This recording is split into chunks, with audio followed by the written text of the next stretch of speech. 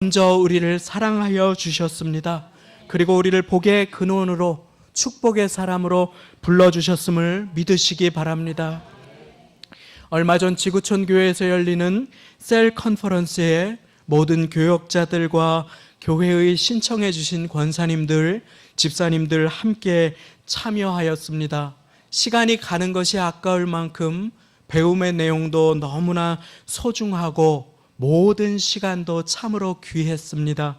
그러나 지금도 제 마음에 소중히 남는 가장 특별한 시간이 그 순서 가운데 있었습니다. 그 순서는 무엇이냐면 모든 교육의 과정을 다 마치고 그 자리를 이제 나가려고 하는데 그 교회의 교역자들이 다 앞에 서서 축복의 마음과 기도의 소원을 담아서 너의 가는 길에 주의 평강이 있으라 하며 파송의 노래를 불러주는 것이었습니다. 그리고 그 뒷자리를 걸어서 이제 삶의 처소로 터전으로 나아가는데 이 계단, 내려가는 계단에 모든 집사님들, 권사님들, 장로님들이 함께 서셔서 박수에, 격려의 박수를 보내주시는 것이었습니다.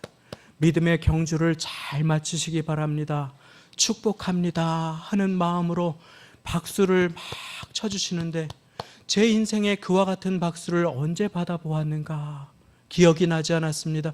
그 박수 소리와 그 눈빛이 마치 제가 천국에 나중에 도착하면 믿음의 선진들이 수고했다, 잘 왔다 하면서 박수를 쳐주시는 그와 같은 마음이 들어서 참 감격이 되고 마음이 뭉클하였습니다. 사랑하는 여러분, 인생 가운데 고단하고 힘든 인생길, 나 한 몸 추스리기도 벅찬 것이 인생임을 우리는 알고 있지 않습니까? 그런데 우리를 복의 근원으로 삼으셔서 하나님께서는 광야와 같은 인생길, 목말라서 쓰러져 가는 그러한 많은 인생들에게 시원한 생수가 콸콸콸 솟아나고 그 생수를 건네는 그와 같은 삶으로 저와 여러분들을 불러주셨다고 오늘 말씀은 그렇게 고백하고 선포하고 있는 것입니다. 또 다른 영혼을 박수를 보내주고 격려해주며 또 한 사람을 기도로 세워주고 그를 붙들어주는 복의 근원으로 단지 복일 뿐만 아니라 복의 통로가 되는 인생으로 저와 여러분들을 불러주셨다고 오늘 이야기하고 있는 것입니다. 그와 같은 복의 근원된 인생, 나뿐만 아니라 나를 통해서 생수가 콸콸콸 흘러날 뿐 아니라 그 생수가 흘러서 넘치는 인생을 또 다른 사람에게 건네는 그와 같은 인생을 어떻게 우리는 살아갈 수 있겠습니까?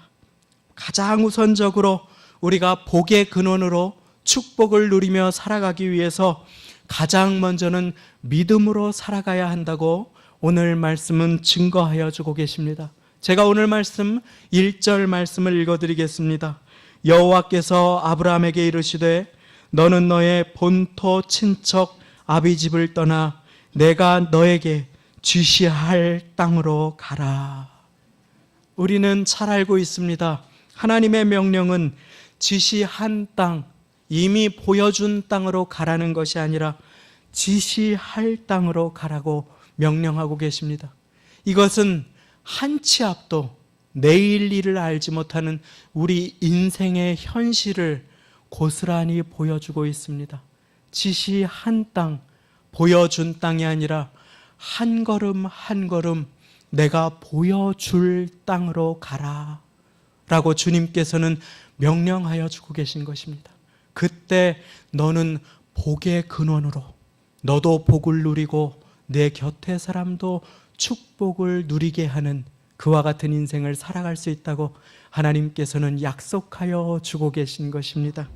아주 유명한 부흥 강사와 함께 부흥 집회에 찬양을 다니던 한 복음 가수가 있었습니다. 미국인인데 제가 그 이름을 지금은 기억하지 못해 죄송합니다. 그는 소경이었습니다. 매주 부흥 강사와 함께 체육관도 갔다가 이 교회도 갔다가 저 집회도 갔다가 하니 소경인 분이 앞을 볼 수가 없지 않습니까? 그런데 그분이 하는 고백이 저에게 참 은혜가 되었습니다. 그분이 하는 고백이 나에게 1km 앞에, 저기 100m 앞에, 10m 앞에 뭐가 있다고 말해주는 것은 별 도움이 되지 않습니다. 다만 내가 해야 할 일이 있는데 그것은 나를 도와주는 분, 나에게 지금 발 한 걸음 앞에 계단이 있습니다. 조심하십시오. 거기에 턱이 있습니다. 유의하십시오. 라고 하는 그분을 믿고 그분과 함께 붙잡혀서 한 걸음 한 걸음을 그분의 지시대로 가면 내가 서는 곳에서 주님 앞에 귀하게 쓰임받게 됩니다. 라고 하는 고백을 했던 것입니다. 내일 일을 알지 못하는 우리의 현실, 그러나 우리의 인생과 미래를 다 아시는 주님께서 내가 너에게 보여줄 땅으로 가라 라고 할 때 믿음으로 한 걸음 한 걸음을 동행하시면 우리를 통해서 하나님의 축복이 넘치고 흐를 것이라고 하시는 그 약속을 믿으시기를 바랍니다. 하나님께서는 그렇게 저와 여러분들을 존귀하고 복되게 사용하시기를 원하시는 것입니다. 그런데 그렇게 복되게 쓰임받기 위해서 보이지 않는 것을 한 걸음 한 걸음 주님과 동행하기 위해서 나아가려면 우리가 반드시 먼저 해야 할 일이 있습니다. 그것이 무엇입니까? 여호와께서 아브라함에게 이르시되 너는 너의 본토, 친척, 아버지 집을 떠나 라고 하는 것입니다. 본토와 친척이 무엇입니까? 아브라함에게 어깨에 힘 좀 주게 해줄 수 있었던 무엇이 아닙니까?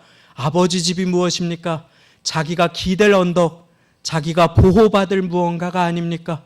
그런데 하나님께서는 말씀하십니다.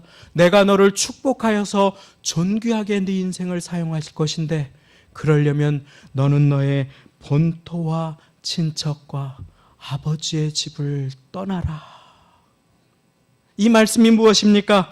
오늘 당장 갑자기 성도님들 보고 어디로 떠나라고 드리는 말씀이 아닙니다. 하나님의 말씀은 네가 지금 마음 깊숙이 여호와 하나님 외에 의지하고 있는 것이 무엇이 있느냐? 그것을 떠나라 라고 하는 것입니다. 네가 여호와 하나님 외에 의지하고 있는 것이 무엇이 있느냐? 그것을 떠나라. 그것을 떠나서 나를 따라올 때 너는 참으로 축복된 인생을 살 수 있게 된다. 그렇게 약속하여 주고 계신 것입니다. 어느 한 장로님이 계십니다. 예수님을 닮은 참으로 보기만 해도 귀한 한 장로님이십니다. 그런데 놀랍게도 그 장로님이 이전에는 그렇게 은혜로운 장로님이 아니셨다고 하는 이야기를 들은 적이 있습니다. 그런데 그 장로님이 존귀하고 은혜롭게 인생이 축복으로 쓰임받을 수 있었던 비결을 들은 적이 있습니다. 그 비결이 무엇입니까? 그 장로님께서 교회에 나오셔서 직분도 받으시고 귀하게 섬기시는데 사실은 그 장로님이 겉보기와는 다르게 마음이 상처를 잘 받으시고 여린 장로님이셨던 듯합니다. 그래서 속이 좁은 장로님이셨다고 스스로 고백하기를 밴댕이 속이었다고. 이 말 아시죠? 상처받지 마십시오. 장로님의 고백입니다. 밴댕이 속이었다고 그렇게 고백하시는 것이었습니다. 그런데 밴댕이 속인 그 장로님이 어느 날 예배를 오셨는데 말씀 가운데 목사님이 그러시더랍니다. 에베소서 말씀에 있지요. 분을 내어도 죄를 짓지 말고 해가 지도록 분을 품지 말라고 그렇게 말씀하시는 것이었어요. 인간은 연약하기 때문에 분이 날 때가 있지만 분을 내어도 죄를 짓지 말고 해가 지도록 분을 품지 말라. 그런데 그 장로님에게 비밀이 하나 있었습니다. 이 장로님이 서운한 일이 있으면 집에 가서 이틀이고 3일이고 일주일이고 말을 안 하는 정말 밴댕이 속이셨던 것입니다. 그 부인 집사님이 얼마나 속이 상하겠습니까? 그런데 그 말씀을 듣고 집에 갔는데 하나님이 계속 지적을 하는 것입니다. 누구야? 내 말씀에 순종하여라. 내 말씀에 순종하여라. 분을 내어도 죄를 짓지 말고 해가 지도록 분을 품지 말고. 이게 얼마나 어려운 일입니까? 그런데 그 장로님이 그날 이후로 결단을 하셨답니다. 내가 절대로 해가 지도록 분을 품지 않겠다. 그 다음 날을 넘기지 않겠다. 아프고 어려운 일이 있으면 그날 기도하고 풀을 수 있도록 하겠다. 그 장로님이 그 결단을 하고 과거의 습관을 떠나기로 하셨답니다. 나는 안 돼. 나는 원래 그런 사람이야. 하나님이 나를 그렇게 지었을지도 몰라. 얼마나 많은 우리의 핑계거리가 있습니까? 그런데 그 과거의 습관, 자기의 삶의 자세를 끊어버리기로 한 것입니다. 본토, 친척, 아비집을 떠나. 그 걸음걸음을 하나님께서 인도해 주시는데 얼마나 존귀하신 교회의 기둥으로 사용하여 주셨는지 모릅니다. 사랑하는 여러분, 우리의 과거의 습관이 무엇입니까? 우리가 과거에 의지하던 것이 무엇입니까? 내가 내세울 것이 무엇입니까? 그것을 떠나는 것이 하나님께 존귀하게 쓰임받는 비결임을 믿으시기 바랍니다. 또 한 가지의 기억나는 일화도 있습니다. 오페라 가수 중에 여자분인데 쌍꺼풀이 없어서 항상 컴플렉스가 되었던 그 한 분이 있습니다. 노래는 참 잘하시는데 쌍꺼풀이 없어서 항상 그 컴플렉스가 되셨던 그분이 쌍꺼풀 수술을 하기 위해서 날짜를 잡고, 성형수술을 하지 말라는 이야기가 아닙니다. 괜찮습니다. 쌍꺼풀 수술을 하기로 날짜를 잡고 교회에 나가셨는데 그 목사님이, 사랑하는 성도님, 천국에 가셨는데 하나님이 너는 누구냐? 그러면 어떻게 대답하실 것입니까? 라고 하는 설교를 들으셨다고 합니다.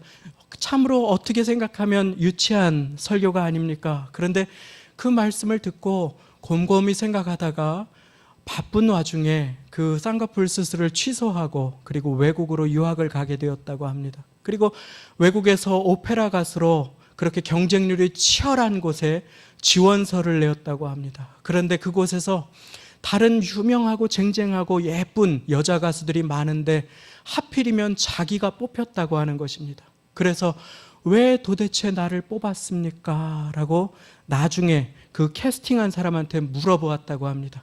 그 대답이 무엇인지 아십니까? 너의 눈 때문에.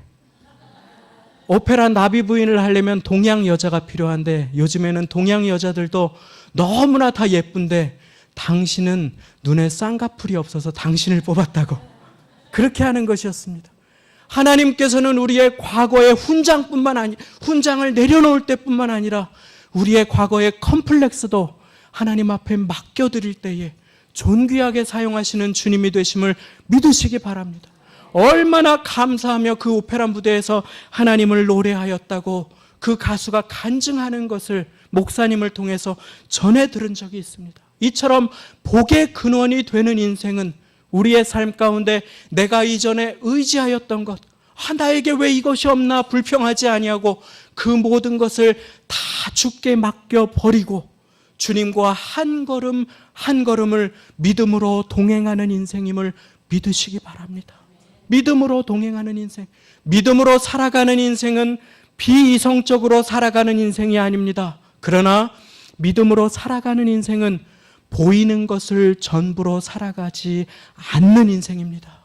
보이는 것 너머에 하나님의 계심을 믿으며 반이성적이 아니라 초이성적으로 나에게 생각하실 능력을 주신 하나님께 감사할 뿐만 아니라 이제 내 인생의 걸음걸음이 나의 생각에만 달려있지 않고 보이지 않는 하나님께 있음을 믿으며 그분이 인생의 고통과 어려움 가운데에도 내 곁에 보이지 않지만 함께 계심을 믿으며 그분과 함께 걸어가는 인생은 축복의 근원으로 쓰임받게 되는 것입니다.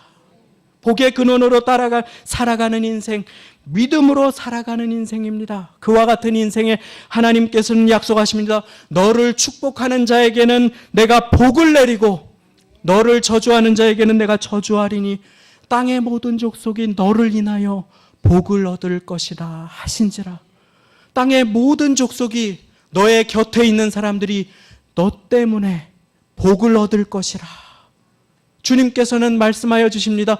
여호와께서 요셉과 함께하여 주셨기 때문에 요셉이 가는 곳마다 하나님께서 그곳을 축복하여 주셨던 것처럼 이제 여호와께서 여러분들과 함께 계시기 때문에 여러분들이 가는 곳마다 밟는 곳마다 하나님께서 축복하는 인생, 당신 때문에 복받았습니다 라고 고백받는 인생을 살게 하여 주시겠다고 약속하여 주시는 것입니다. 많은 교회들이 당신 때문에 이것이 잘 안 됩니다. 많은 가정들이 당신 때문입니다라고 비난할 때가 얼마나 많이 있습니까? 그러나 하나님께서는 약속하여 주십니다. 당신 때문에 우리 교회가 잘 될 것입니다. 당신 때문에 우리 가정이 잘 될 것입니다.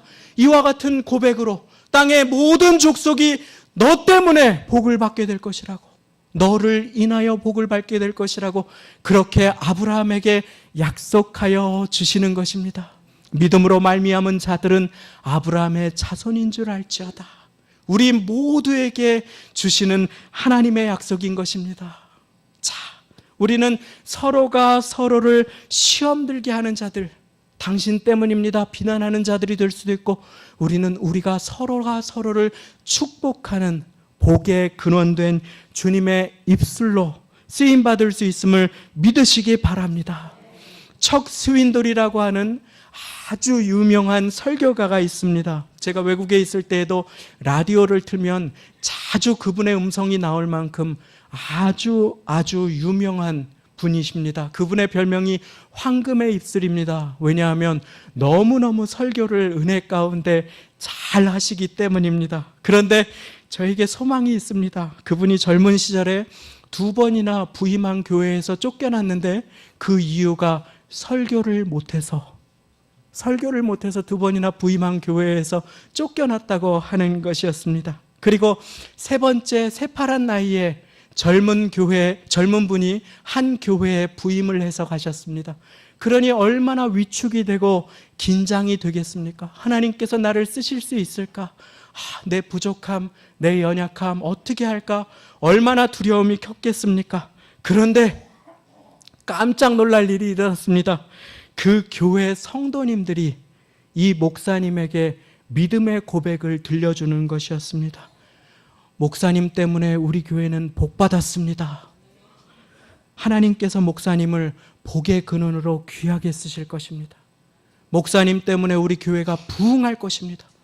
이분들이 오셔서 젊은 목사님, 새팔에서 아무것도 잘 못하는 목사님에게 끊임없이 하나님의 축복의 약속의 말씀을 들려주었다고 하는 것입니다. 그 교회가 부흥했을까요? 안 했을까요? 참 아름답고 놀랍게 부흥하였습니다. 그리고 그 목사님이 하나님의 귀한 종으로 귀하게 서게 되셨습니다. 그 목사님이 은퇴식 날 간략한 내용을 나누실 때 이 말씀을 하셨다고 합니다. 내가 일평생 주님께 존귀하게 쓰임받을 수 있었던 것, 첫째는 우리 주님의 은혜 때문이요, 2번째는 그 교회 성도님들 때문임에 감사합니다. 그 교회 성도님들이 무엇을 하셨습니까?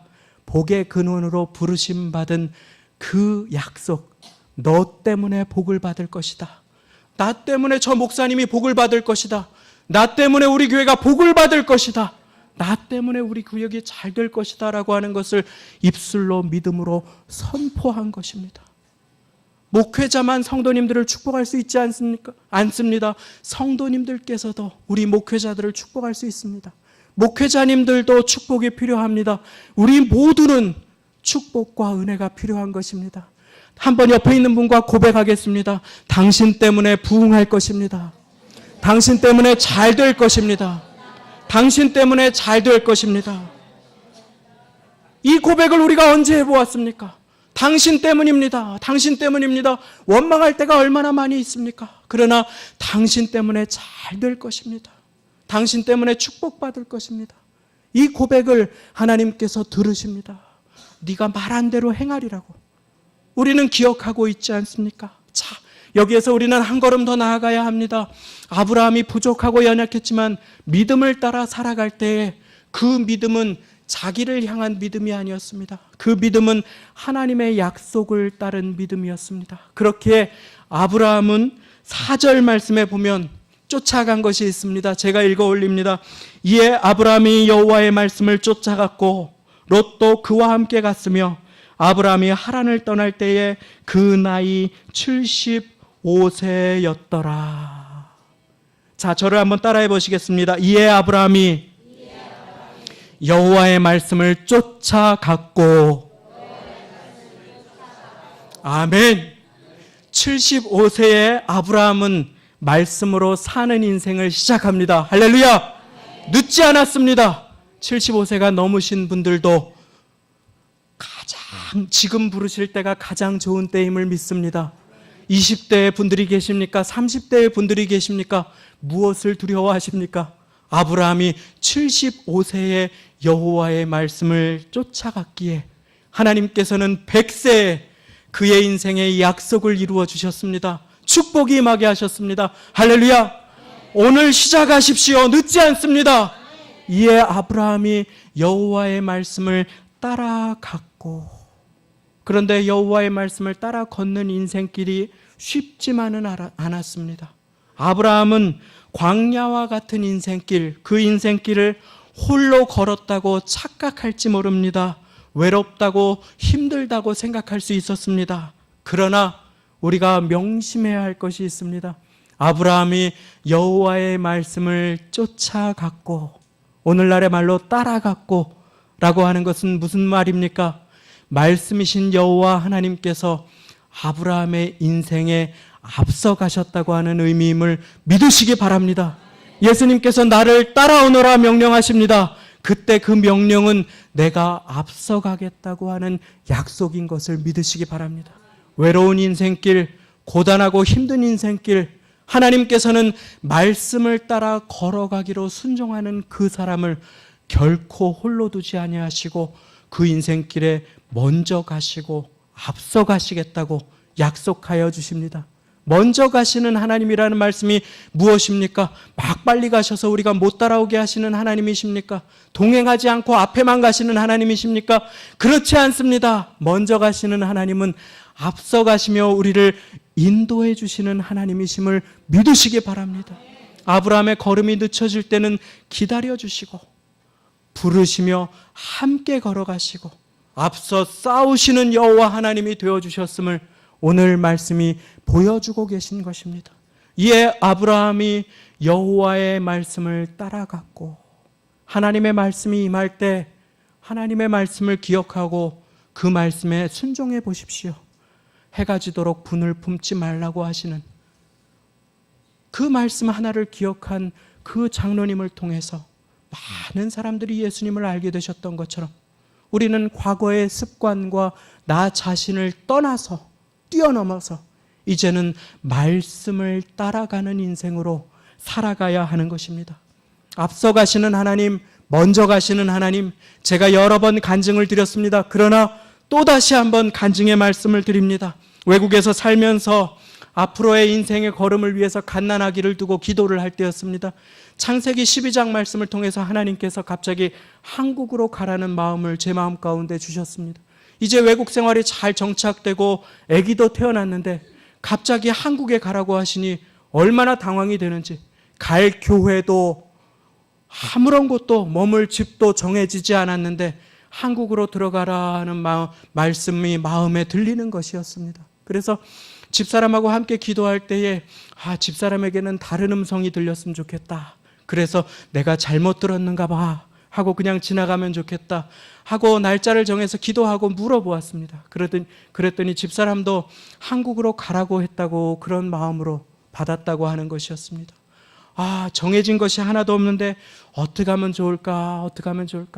순종하겠습니다 하고 귀국 전주에 이제 외국에서 마지막 예배를 드렸습니다. 앞에서 예배를 인도하지 않고 맨 뒤에서 아기를, 갓난쟁이를 안고 찬양을 드리고 있는데 갑자기 마음 깊이에서 동훈아 두려우냐?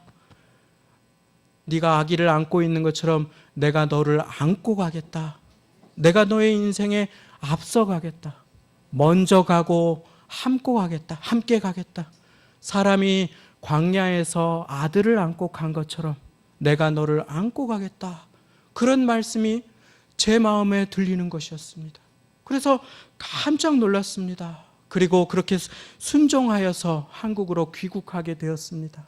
그리고 말씀을 읽던 중에 어느 날 먼저 가시는 하나님이라고 하는 말씀이 그 말씀에 있어서 깜짝 놀랐습니다. 그 말씀은 제가 그냥 마음속으로 제게 받았던 그러한 말씀이었는데 신명기 1장 30절 31절 말씀에 너보다 먼저 가시는 여호와께서 애굽에서 모든 일을 행하신 것 같이 이제도 너희를 위하여 싸우실 것이며 광야에서도 너희가 당하였거니와 사람이 자기의 아들을 아는 것 같이 여호와 하나님 여호와께서 너희를 아느사 이곳까지 이르게 하셨느니라. 얼마나 깜짝 놀랐는지 모릅니다. 그리고 그 말씀은 저의 인생의 구절이 되었습니다. 힘들고 어려울 때마다, 결단의 순간이 있을 때마다 그 말씀을 돌아보게 되었습니다. 먼저 가시는 하나님, 앞서 행하시는 하나님, 나를 홀로 결코 버려두지 아니하시는 하나님, 그렇게 우여곡절 끝에 한국으로 귀국하여서 한 교회에 부임하게 되었습니다. 그리고 부임한 가운데 교역자 시무 예배를 드리니까 모든 교역자가 참여하라고 하는 것이었습니다. 그래서 모든 교역자가 한 자리에 앉았습니다. 그리고 그 교회의 담임 목사님께서 그날 말씀을 전하시는데 말씀이 제목이 먼저 가시는 하나님. 그날 무슨 정신으로 예배를 드렸는지 기억이 나지 않습니다. 하나님께서는 걸음걸음 하나님의 말씀에 순종하여 말씀을 따라 걸어가는 걸음걸음을 결코 홀로 두지 않으시고 그 인생에 앞서가시고 함께 하시는 분이 되심을 믿으시기 바랍니다. 그렇게 그 교회에서의 5년간의 사역을 마치고 100주년 기념교회를 부임하게 되었습니다. 이 말씀은 일부 예배 때도 시간이 없어서 드리지 못한 말씀입니다. 제가 드리고 싶은 2절, 3절이 너무 많습니다. 하나님의 은혜가 너무나 큽니다. 그렇게 100주년 기념교회라고 하는 곳을 지구촌 교회에서 부임하게 되었습니다. 그런데 그렇게 부임한 날 목사님께서 그 다음 해에 새 일을 행하시리라 라고 하는 말씀처럼 표어되는 구절을 읽겠습니다 하고 말씀을 선포하시는데 그날 말씀이 먼저 가시는 하나님. 너무나 깜짝 놀랐습니다. 나의 인생길의 걸음을 항상 홀로 두지 않으시고 걸음걸음을 인도하시는 하나님께서는 여러분의 걸음걸음을 인도하시는 하나님이 되심을 믿으시기 바랍니다. 잘못된 일을 행할 때마다 나타나서 알려주시는 주님, 잊어버릴 때마다 아브라함의 걸음을 맞추어 주시고 안아주시고 함께 해주시는 주님은 오늘 말씀을 따르는 자를 찾아주시며 그의 인생길을 앞서가시고 먼저 가시고 함께하여 주시는 주님이 되시는 것입니다. 그러한 인생은 하늘의 축복으로 쓰임을 받게 될 것이라고 오늘 말씀은 약속하여 주시는 것입니다. 이제 마지막으로 복의 근원으로 인생을 살고자 할 때는 믿음으로 살아야 하고 말씀을 따라 살아야 하는 것과 함께 간략하게 마지막 한 가지를 살펴보겠습니다. 복의 근원으로 살기 위해서 마지막으로 우리가 행해야 할 것은 예배하는 인생입니다. 말씀을 따라가다가 어려움을 만날 때마다 하나님께서 보내시는 곳으로 갈 때마다 아브라함이 한 가지를 계속하여 반복해야 하는 것을 우리는 볼 수 있습니다. 7절 말씀을 보시면 여호와께서 아브라함에게 나타나 가라사대 내가 이 땅을 내 자손에게 주리라 하신지라 그가 자기에게 나타나신 여호와를 위하여 그곳에 단을 쌓고 자 그가 그곳에서 무엇을 했습니까? 그곳에 단을 쌓고 제단을 쌓았다고 하는 것은 바로 예배를 드렸다고 하는 것입니다. 8절 하반절 말씀에도 계속 반복됩니다. 그가 그곳에서 여호와를 위하여 단을 쌓고 여호와의 이름을 부르더니 보내는 치는 곳마다 가는 곳마다 그는 단을 쌓고 기도하며 찬양합니다. 그가 그곳에서 제사를 드리고 예배를 드리고 여호와의 이름을 부르더니 13장 18절 하반절 말씀에도 그가 그곳에서 여호와를 위하여 단을 쌓았더라. 이처럼 복의 근원이 되는 인생은 예배 드리는 인생, 예배하는 인생, 하나님 아버지 앞에 시간을 따로 떼어 주님 앞에 나와 기도하고 찬양하고 예배하는 인생이 될 때에 하나님께서는 저와 여러분들을 붙드셔서 복의 근원으로 존귀하게 사용하여 주시겠다 약속하여 주시는 것입니다. 사랑하는 여러분, 주님께서 여러분을 통해서 여러분들의 자녀를 축복하실 것입니다. 우리 주님께서 여러분을 통해서 여러분들의 배우자를 축복하실 것입니다. 여러분들을 통해서 손자 손녀들을 복되게 하실 것입니다. 하나님의 약속입니다. 땅의 모든 족속이 너를 인하여 복을 얻을 것이라 하신지라. 이와 같은 인생을 살기 위해서 믿음으로 말씀을 따라 사시기를 바랍니다. 예배를 쌓는, 제단을 쌓는 복된 인생 살게 되시기를 예수님의 이름으로 축원합니다. 함께 기도하시겠습니다. 이 시간 함께 한 목소리